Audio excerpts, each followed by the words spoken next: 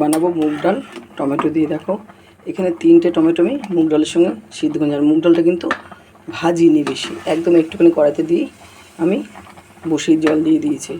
চলো টমেটোটা তুলে এবার টমেটোটা পেস্ট করে নেব। টমেটোটা আমি এইভাবে গ্লাস দিয়ে পেস্ট করে নিয়েছি, দিয়ে দেবো টমেটোটা ডালের মধ্যে। এখানে সাইডে গরম জল হচ্ছে, এখানে আমি একটু গরম জল তুলে নেব। দেখ ডালের কালারই চেঞ্জ হয়ে গেল। এই জলটা আমি পুরোটাই দিয়ে দেবো। এর মধ্যে দিয়ে দেবো নুন, হলুদ আর চিনি। এখানে ডালটা ফুটছে, আর এখানে জিরে আর শুকনো লঙ্কা সম্বার দিয়েছি।